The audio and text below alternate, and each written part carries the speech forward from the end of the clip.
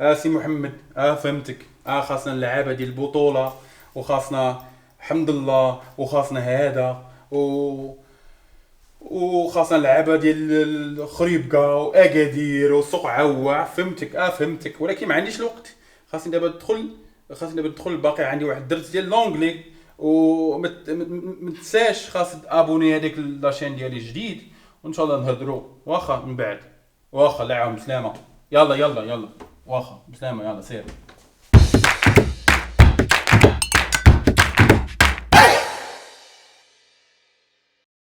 Salam alaikum, soccer rockets out there.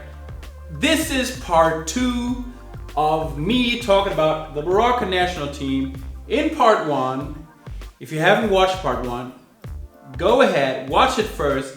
I talked about my Youssef's top 11, my wish list, the players I want to see in the Moroccan national team. Today, we're going to talk about a different topic. This is after the 2 friendlies against Burkina Faso and Niger. So we have to talk about 3 flops and 3 tops of the Moroccan national team. What was good, what was bad, coming up. All right, let's start with top number 1. We finished the 2 games in a positive manner. We didn't lose a game, which is pretty good for our motivation and the self-esteem. It was a test for Halilhodzic. He wanted to test the players who might fit together tactically. I think he gained a valuable overview over new talents, the team itself. I think we still got a long way to go, but this was just the first overview. I'm a positive person, so we drew with Burkina Faso. We won against Niger 1-0, so everything is fine for the moment, right? Let's move on to flop number 1. Flop number 1, what was not good? It seems to be an historic issue of the Moroccan national team. We need too many chances to score a goal. We seem to be lacking good strikers. We have a million good midfielders, but no strikers. I don't know why. They need 100 chances. They score 1 goal.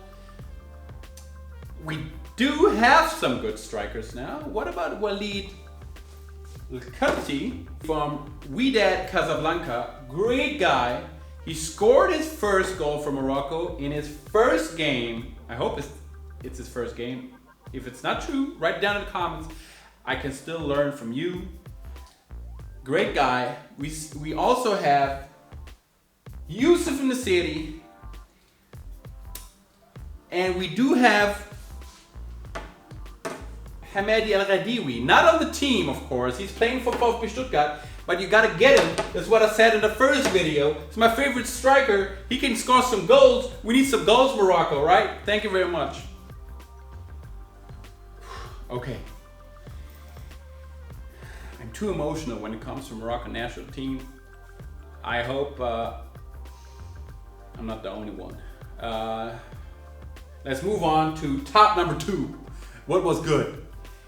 There were plenty of players, plenty of new players I have never seen before, and we want to figure out who stood out, who made it to my top 11, which is the reason they are playing football in the first place. They want to make it to my top 11. We're going to find out who that was. Let's start with Zuhair Fadal. Great guy, playing in Spain. Besides scoring a goal against Burkina Faso, he also stood out with tremendous passing skills, great duels, and a balanced and safe way of playing football. That's what we need. He was convincing. Another player is our brand new captain. He seems to be our new captain. I'm okay with that. His name is Adil Darabt, who managed to control the central and defensive midfield and played beautiful passes and was able to take responsibility and provide defensive and offensive cover on the pitch with all of his experience, and we know that he is experienced, so great guy. Another player who quickly became one of my new favorite Moroccan national player. Who might that be? Quickly became one of my new favorite Moroccan players. Most of you know him already. He got a famous older brother, and he's now one of my new favorite players. That's all I can say. His name is Soufiane Amrabat, who is a dynamic player, aggressive in duels and tacklings with amazing passing skills and playmaker abilities. I totally see him in the final starting 11 of Vahid Halilhodzic. I hope you agree. If you disagree, write it down in the comments below. Soufiane Amrabat is one of the new guys, if you know what I'm talking about. Another new face on the pitch, and with a real convincing performance, was Vahid Halilhodzic from Wydad Casablanca, and who played his first game with Morocco, as I said, against Niger, scored his first goal. He's crazy talented when it comes to creating chances. He knows how to tear apart a defensive part. Nonetheless, he still is lacking that quality that you can only gain when you play in bigger competitions, like in Europe, for example, or European leagues. He still needs to work on his physical strength, and maybe he can get promoted, or he can sign a contract on a bigger team, such as Raja Casablanca. I'm just kidding. Just kidding. Soccer Rockets, just joking, right? All right. There were many other good players I could mention, such as Shabak, who's not on the blackboard, I'm sorry, or Badi. But let me talk about my new favorite player on our national team. His name is Soufiane Boufal. He's not a new name to us, we all know him, but his performance was outstanding. This dude is crazy. He got the speed, he got mind-blowing technical skills, he got the passes, he got the free kicks. Everything you can expect from an amazing offensive midfielder. Soufiane Boufal is the man. That was just crazy, especially against Niger. He can win the ball, he can create chances, take chances, break some ankles. He can dribble through the defense. He's self-confident when it comes to one-on-ones. He's always looking for that situation. All he is lacking is better finishing skills, and he needs the right strikers who could convert his assists, because he's creating assists. He's coming up with that, but you know, we gotta score some goals, which is not his main task. Okay, what was negative? Let's talk about flop number 2. As you may have witnessed, some of those reporters who, I don't know, talked to Vahid Halilhodzic after the game are just crazy. They came up with some crazy questions. Where's Hamdallah?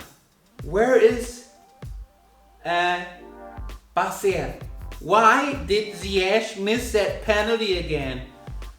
When will we win a game? Why didn't we win that game? All those stupid questions, but you know what's good? Alhamdulillah, عندنا واحد مدرب وكيوري ليهم كيفاش هو كيعرف ليهم مزيان.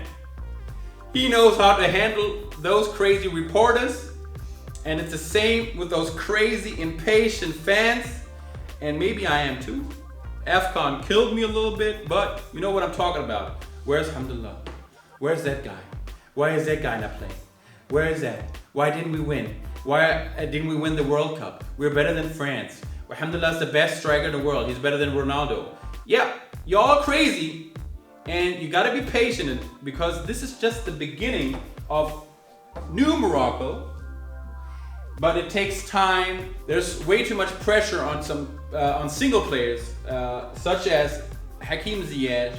He can't score 3 goals every game. He can't make it alone.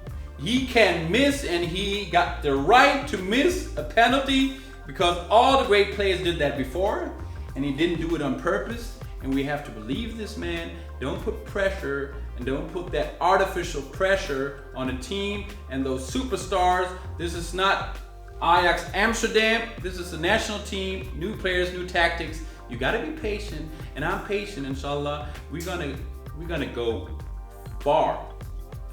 Plus, all those people who think that 11 Botola players from Agadir and Khribga and Marrakech and Kaza could take us to the World Cup, y'all crazy. I do think that there are some talents from Botola, but it can only work with a mixture of European superstars and Botola players.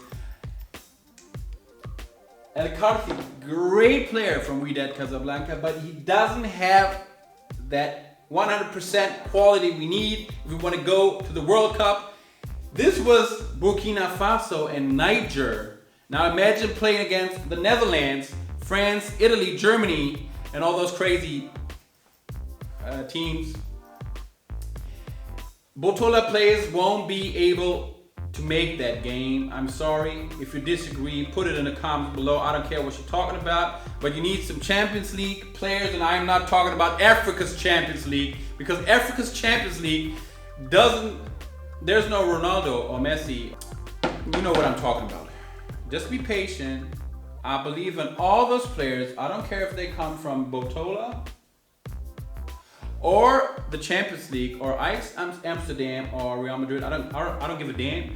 They all have one goal, and I hope they can reach it, inshallah. So everything's gonna be fine, I believe. All right, we're almost there. Let's talk about top number 3. Let me break that down. We got a new coach, Vahid Halilhodzic. I'm a huge fan of this guy because he got that old school coach mentality, and I like those old school coaches. Their hair is messy, always seems to be in a bad mood, killing reporters, always yelling at the people, seems a little bit arrogant, but he is going to take care of those disciplinary issues that we have on a team, or that we used to have, because Vahid is here and he's going to show you how he rolls. Everything's going to be different. I like those people. I don't need a supermodel as a coach. I need some old school 67-year-old coach with and he knows how to do that. He took Algeria to the promised land. He took Japan to the promised land. He knows Morocco. His French is pretty funny, but this dude means business. He's in for trouble, and he's gonna take us to the promised land, inshallah, because Wahid Halilhodzic wad. Period. That's all I can say. All right. We're almost there. We're almost ready. This is flop number 3 and the last flop. It's negative, but also positive. Let me talk about great Moroccan players who haven't been nominated or invited to the Moroccan national team in the past, because we all know Ismail bin Nasser from Algeria, he got a Moroccan father, and he was invited to the Moroccan national team, but he didn't decide on that, and I don't know why. And I hope we don't repeat those mistakes in the future, because there are some players we have to convince. What about Ihtarm from PSV Eindhoven? You got to convince those people to come to the Moroccan national team. We do have plenty of European talents with Moroccan roots, such as Hamadi El-Ghadiwi from VfB Stuttgart or Enes Wahim, who plays in Germany. He has already played for the under 23, and I think he's one suspect for the first Moroccan national team. But players like Hamadi El-Ghadiwi, he doesn't even play a role, and I don't get that. We do need more Moroccan national, more talents in the national team in the future, and you have to invite every single Moroccan players. I don't care. I don't know who's responsible for that scouting, but you got to get those players on the team, and you got to convince them to join us. It's very important. So I believe Vahid Halilhodzic is the right coach because he invited some new players who can make it in the future, and I do believe in those players. Don't forget, some players are injured right now, but we do have Amin Harid, crazy guy. Hakimi, who has played for the under 23. Mazraoui, who was injured, who played for the under 23 team. Ghanem Saiz, we do have Ben Atiyah, we do have Walid Azaro, great talent. And we gotta continue like that and work hard and integrate all those players. And I do believe that in the future we can make it. We all want to stop dreaming. We want results, and Vahid Halilhodzic is gonna bring those results, inshallah. I'm pretty sure. If you agree with my opinion, it's all right. Write it down in the comments below. If you disagree with my opinion, write it down in the comments below. What are the players that had a great performance? What are the players you want to see on the national team? Do you believe in Vahid Halilhodzic? Do you believe in the national team? Put it in the comments below. Subscribe to my channel. Click the bell because you don't want to miss out. There's going to be way more. This is just the beginning of Morocco, and you want to join in, right?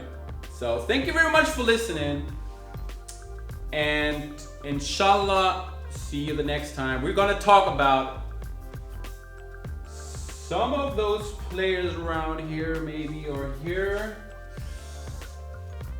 See you around. Bislama, shukran, layout. Goodbye.